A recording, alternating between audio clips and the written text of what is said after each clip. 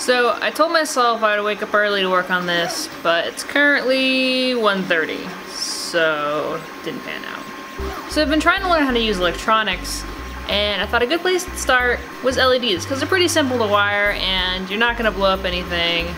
Boop, boop, boop, boop, boop, boop, boop. I had this crazy idea to build cat ears with LEDs in them. I modeled this up in Fusion 360. The idea being that the LEDs sit in the little channels in the ears and then the wires just run down to the battery on this side. But I don't really know if any of that's gonna work. Right now I'm printing the ears and I'm gonna try and wire them up while the headband part is printing. And while my headband part is printing, I've been testing how I'm gonna fit LEDs into these ears. And what I've come up with is putting holes in them with a soldering iron and then slipping the LED in. And then the soldering will be on this side and the lights will be on the inside. The problem I run into though is I can only fit so many LEDs in here. Originally I wanted 10 LEDs on every ear, but I think I'm gonna have to go with 8. I'm done, it'll look something like this. You can kind of see what's going on there. I'll solder those all in. Wire stripper, where are you? Okay, I'm gonna attempt to solder LEDs into plastic, and this is starting to think like a bad idea.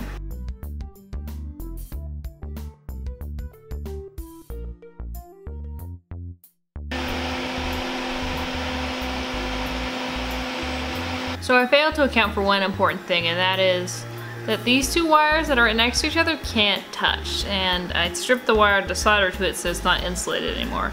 So I'm just gonna go back through and put some hot glue in there, and then I can slip these little pieces that I printed just over that, and that will mostly hide all that lovely solder work. It's obviously not gonna be perfect. So I hot glue these in here, which should sufficiently insulate it, but honestly it kinda looks terrible. But what do I know? I'm building cat ears. Oh man. So my ears are ready and my headband is printed, but this is not gonna fit my head. So I'm just gonna take a heat gun and open it up, and then I should be able to attach the ears like so.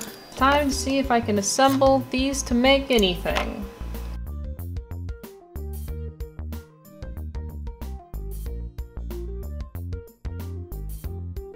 So I soldered this ear to this wire, but I'm struggling soldering this wire here.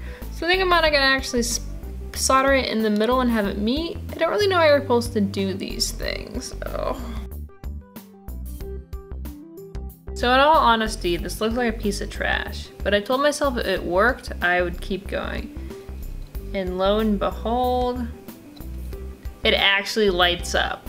Somehow, through my terrible soldering job, I have light up ears, so I guess I have to finish them now.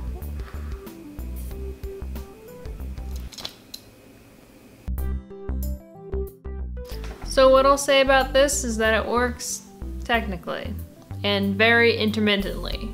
In all honesty, I made it really hard on myself and did not design this well, and there's a lot of points where the positive and negative are almost touching, and I could have avoided that. Also, definitely don't use hot glue, because then it'll ruin the flow of your solder and you'll have a bad time. I learned a lot about designing things for electronics, so I'm not too mad. Also, the battery situation works pretty well, so I'm not mad about that, but basically everything else I need to redesign. So it was turning on at some point. I don't know why it's not anymore. The other thing I learned is that not all LEDs are created equal.